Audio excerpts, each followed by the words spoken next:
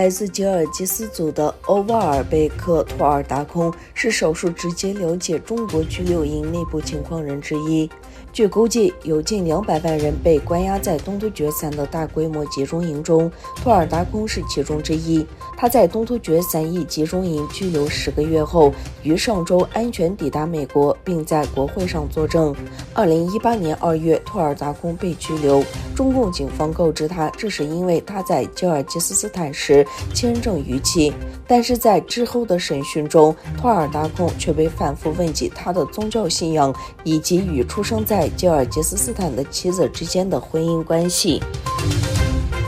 中国发出警告称，美国印太战略将引起的对抗在地区可能会产生类似于乌克兰的悲剧。据中国外交部发表的声明，外长王毅与越南同仁裴青山举行了电话会晤。王毅强调，乌克兰问题再次让亚洲国家认识到维护和平稳定弥足珍贵，沉迷集团对抗后患无穷。他表示，美国试图通过强推印太战略制造地区紧张，挑动对抗对立。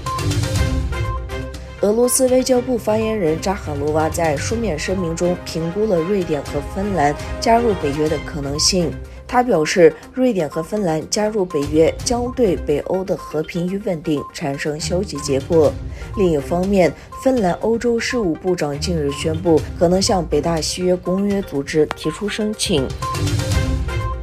据报道，中国已开始派遣其最先进的隐形战斗机 G-20在东海和南海巡逻。歼20是中国装备的第一种有人驾驶隐身战斗机，最早一批歼20由俄罗斯发动机提供动力，而目前中国的工程师们已为歼20配装国产发动机。吉尔吉斯斯坦副总理埃迪尔·贝萨洛夫会见了来访的美国国务院负责外交、民主和人权事务的副国务卿乌兹拉齐亚。据报道，乌兹拉齐亚此前在哈萨克斯坦首都努尔苏丹会见了哈萨克斯坦总的国际合作特使埃尔钦卡西汗和哈萨克斯坦第一外长阿琴拉马赫特林。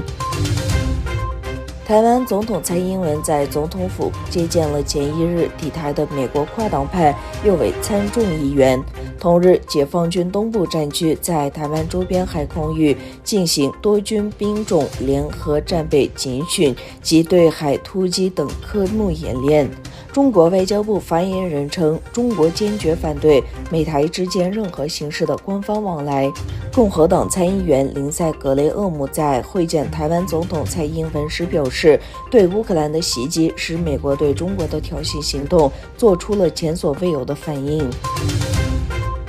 俄罗斯海军黑海旗舰莫斯科遭乌克兰击中，俄方承认遭到严重破坏，500名船员紧急疏散。这是俄军侵乌战争以来遭受的最大挫折。美国国防部一名高级官员周五证实，俄罗斯黑海舰队旗舰莫斯科号巡洋舰被2名乌克兰导弹击沉。